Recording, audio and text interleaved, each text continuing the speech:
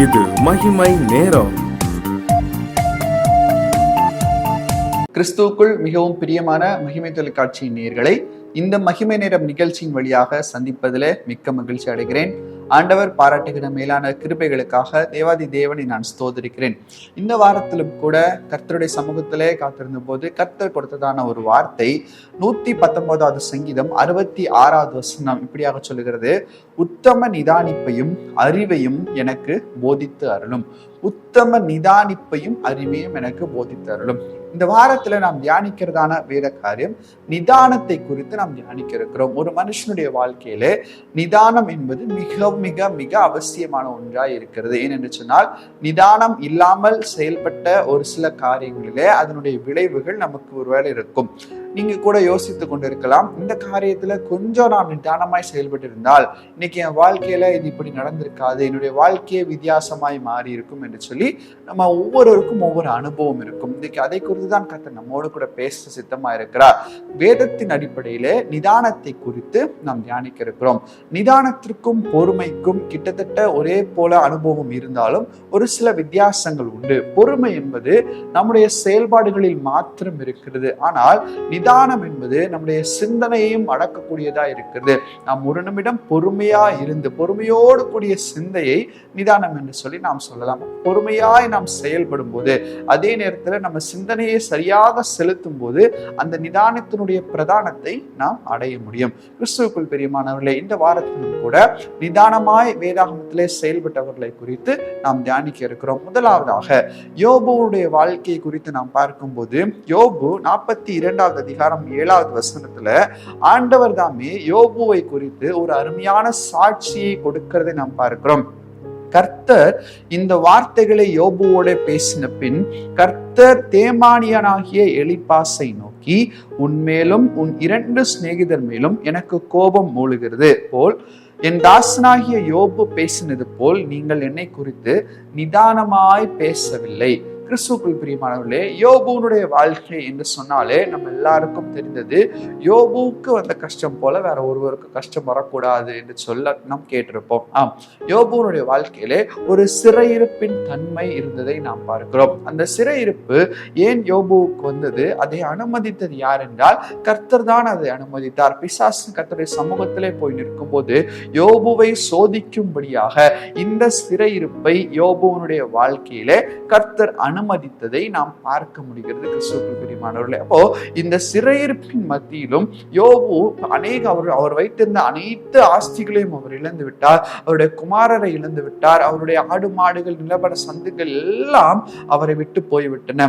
அதோடு கூட நின்று விடாமல் அவருக்கு ஒரு பெரிய கஷ்டம் வருகிறது.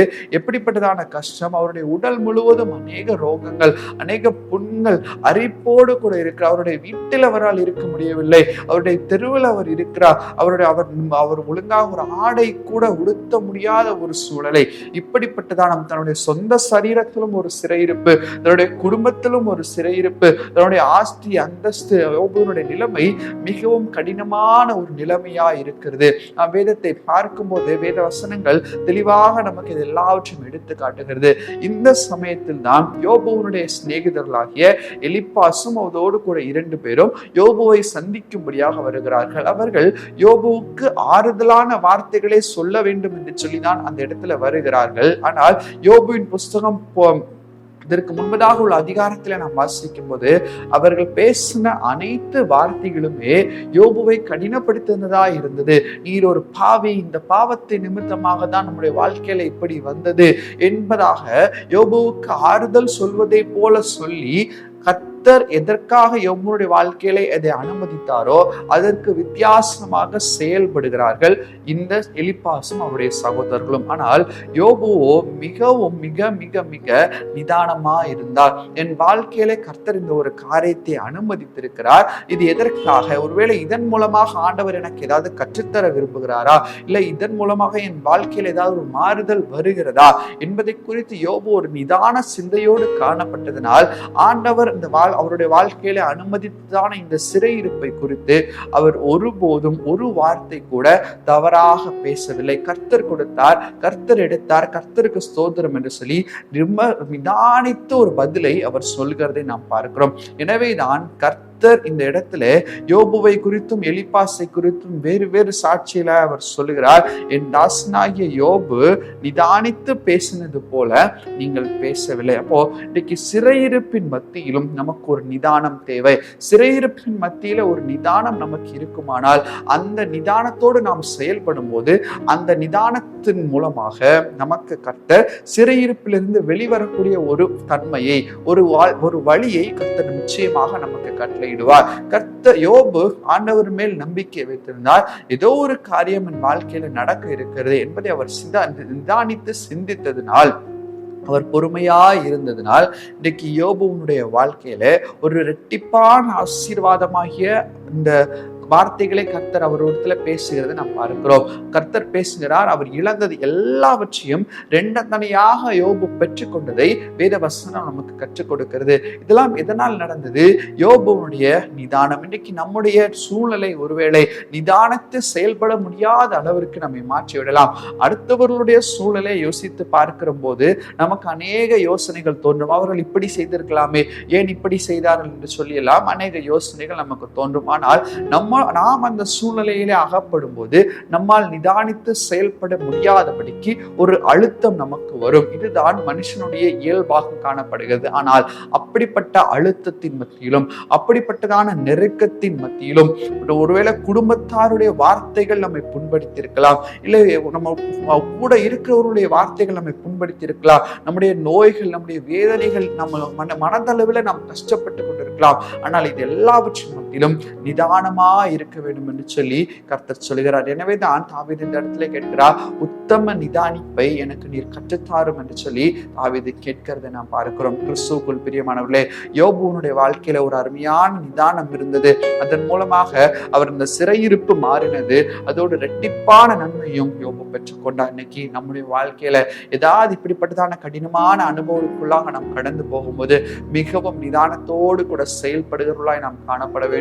கர்த்தர் கொடுத்ததை கர்த்தர் நிச்சயமாக அவர் அதற்கான வழியும் நமக்கு கட்டளையிடுகிறவராய் கூட இருக்கா.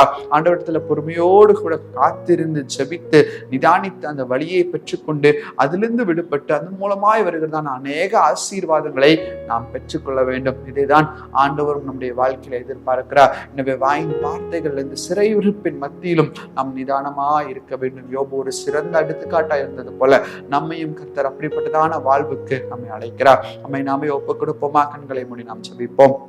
எங்களை நேசிக்கிறதான இரக்கம் இருந்த பரலோக பிதாவே, இந்த நேரத்தில் நீர் எங்களோடு பேசின இந்த வார்த்தைகளுக்காக உமக்கு நன்றி அப்பா.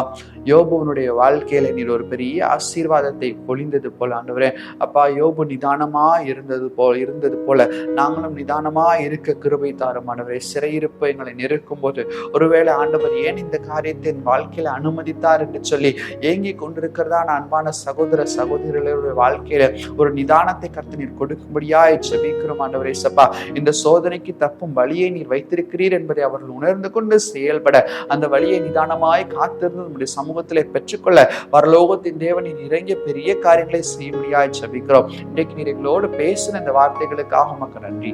மீட்பராம் இயேசுவின் மூலம் ஜெபிக்கிறோம். ஜெபங்களும் நல்ல பிதாவே. ஆமென், ஆமென்.